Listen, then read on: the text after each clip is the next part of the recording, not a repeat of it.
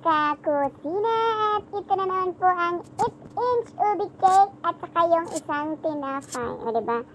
Para na naman siyang sirang plakang paulit-ulit sa aking mga customer sa pag-pick up ng kanilang mga order.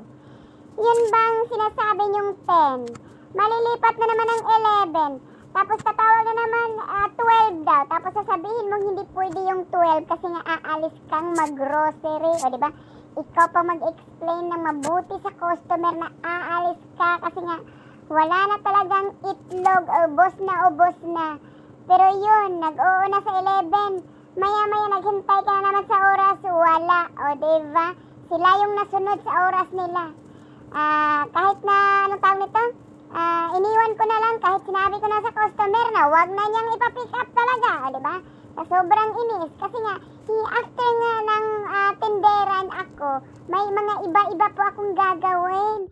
Hindi lang po ako tendera, hindi naman po pang commercial sa amin na 8 to 5 ang oras or kailan ang oras na gaya ng Morrison, gaya ng mga shop-shop. Hindi po, after po ng mga order nyo, mga pick up nyo, hindi na po ako tendera nyo. Taong bahay na po ako, naglilinis, kung ano-ano pang mga gagawin, kung ano pang mga kulang-kulang dyan sa bahay. Kaya nga lagi kong sinasabi, be responsible po sa oras kasi nga may kanya-kanya po tayong responsibilidad sa buhay. O diba, nakailang ulit-ulit na siya. Kahit pa sabihin nyo, buti nga, nag-order sa'yo. Ay naku, okay lang din po. Kung just in case na sasabihin yung buti nga nag-order sa'yo. Kahit sa iba na lang po kayo mag-order. Kung ganun lang din naman na pa-iba-iba yung oras. Tapos kayo pa rin nasusunod sa oras. Hinintay ko na nga hanggang 12 talaga. Wala. Kaya lumayas kami ng anak ko. Ayun.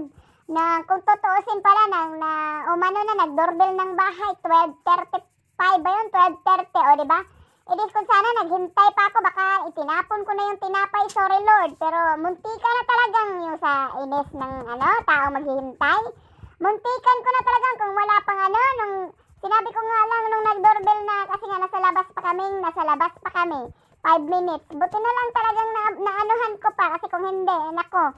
Pasensya na kasi yung sungay ko talaga, muntika na talagang ikaw ba naman, ikaw na nga magsabi ng oras kasi may iba ka pang gagawin. Tapos yung oras pa rin nila ang nasusunod na hindi ka nag-okay sa oras na yun.